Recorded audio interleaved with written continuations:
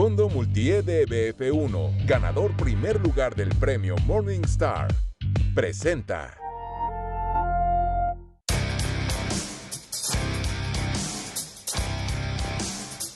Por un asunto únicamente atribuible a mi desorden, atribuible a que se me fue la onda haciendo una entrevista ayer. Tendremos hoy el martes de Multiva, hoy en miércoles, con mi amigo Arnulfo Rodríguez, director de análisis de Banco Multiva. Querido Arnulfo, ¿cómo estás? Te ofrezco una disculpa. Claro, David, no te preocupes, qué gusto volver a platicar contigo. No, es que me piqué en una entrevista y luego ya... Pues luego no me para a mí la boca. Pasa. Oye, ¿de qué vamos a platicar hoy? Pues mira, hay un fenómeno mundial generalizado de desaceleración del crecimiento económico. Sin embargo, hay distintas causas y consecuencias, porque precisamente estamos viviendo este reacomodo de una economía global a una economía en regiones estratégicas. Y bueno, pues el primer caso es Estados Unidos, donde la Reserva Federal ya modificó las expectativas de crecimiento para este año, andaban en 1.5, 1.7%, pues pácatelas, ya las bajaron a 0.2%. O sea, la economía de Estados Unidos prevén que no crezca este año y va de la mano con el alza fuerte en sus tasas de interés. Otro contraste, por ejemplo, es la economía de China, que también aquí se han conjugado distintos factores. En Estados Unidos es solo la política monetaria. En China, pues tienen las secuelas de su política de contención al COVID, que fue muy draconiana con la inmovilización total, pero hay que añadir un mercado inmobiliario en franca crisis y el dislocamiento de las cadenas logísticas de comercio mundial. Resulta que China pues tiene 7 de los 10 más importantes puertos del mundo. Y entonces estamos viendo distintas causas, pero un fenómeno final. Yo creo que eso es algo de lo que va a cambiar, perdón que te interrumpa, es algo de lo que va a cambiar con el post-COVID. Se acabaron los grandes puertos globales. Es correcto, y es lo que le llaman la rezonificación o el nearshoring, es ahora un tema. Lo habías dicho bien, me cae muy gordo eso del nearshoring, aunque hoy el secretario de Hacienda dijo que gracias al nearshoring, en una de esas sí le pegamos al 3, que ya llegaremos a ese tema. A mí me parece que sigue exagerando. Es correcto. Pero bueno, es la rezonificación y es estratégica porque ya se vio que no es tan buena idea depender de plantas donde a lo mejor sí hay costos más bajos, pero donde se te puede desquiciar la logística. Y bueno, así continúa. La eurozona también enfrenta. Se murió el just in time. Se murió, es verdad. O sea, cambió, o sea, una de las cosas que llegaron, yo creo que dos cosas llegaron para quedarse. Uno, que el COVID se convirtió en una enfermedad, se va a convertir en una enfermedad endémica. Y dos, correcto, que el justo a tiempo, que las cadenas globales, que todo eso también está acabado, ¿no? Se tendrá que reajustar. Hay ventajas en tener cadenas logísticas altamente sí, pero vas a eficientes. tener que tener... A ver, déjame ver si hago un buen símil. Que es como tener un gran supermercado, o sea, tener un Costco, pero tener un Super 7. Tener un Oxxo allá a la vuelta de la casa. Va a tener que surgir mayor número de Oxxos, totalmente de acuerdo. Sí, o sea, ok, está buenísimo ir al hipermercado, sí. Pero tiene necesariamente que haber el que te pueda resolver el problema en la esquina de tu casa. Sí, de acuerdo. De acuerdo.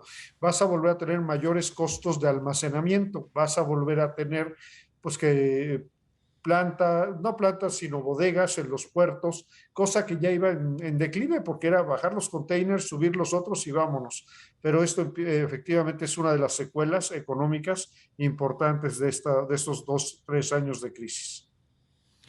Ahora bien, hoy el secretario de Hacienda, yo creo que tiene razón cuando dice que no se habla, no es correcto, no es preciso hablar en términos de optimista o no optimista la estimación del crecimiento, Pero yo creo que los diputados y los senadores están dejando pasar una gran oportunidad de decir, no vamos a crecer hasta el 3% o el 2.4% puntual que vienen los criterios, que deberían decirle, en lugar de todos esos rollos, decirle, oiga, ¿por qué no hacemos una estimación correcta o más precisa?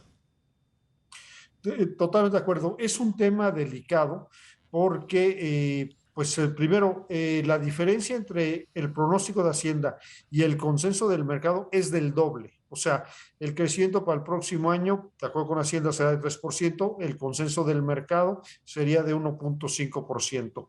Y si es consenso del mercado, quiere decir que también ahí está la Organización para la Cooperación y el Desarrollo Económico, es decir, son muchos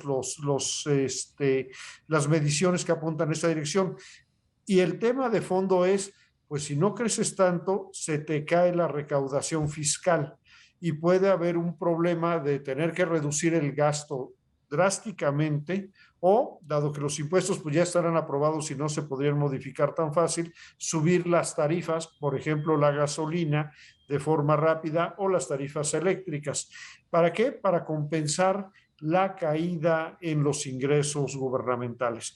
Y entonces, quizás la propia Secretaría de Hacienda se está imponiendo con este optimismo una situación de posible riesgo que puede ser importante hacia mediados del próximo año. ¿Tú cómo sigues viendo el crecimiento? Yo no, honestamente no veo hoy, por hoy, más de 1.6% para la economía. Este año le pegamos al 12%. Incluso no, para el año que entra.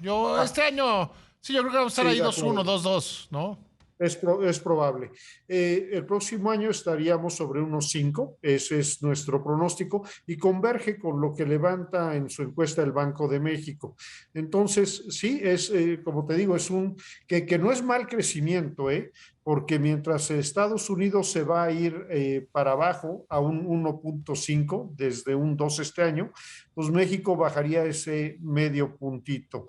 Que nos llevaría a que en los primeros 5 años de gobierno el crecimiento promedio anual andaría por ahí del 0.3, 0.4. Es correcto, es de 0. Y pues tendríamos que esperar ya para el último año de gobierno a ver si de ahí se puede sacar un punto porcentual para todo el periodo. Pero o sea, menos de la mitad arriba que los neoliberales. Sí, correcto.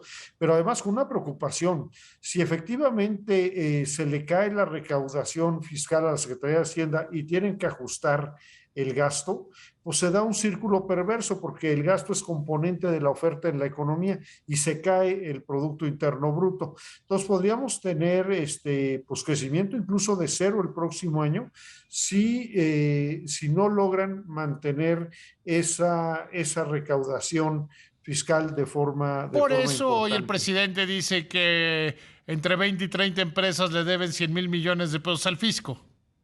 Es correcto, van a estar ahí muy aguerridos en lo que ha sido una política que a mí no me parece mal, en principio. No, a mí me parece...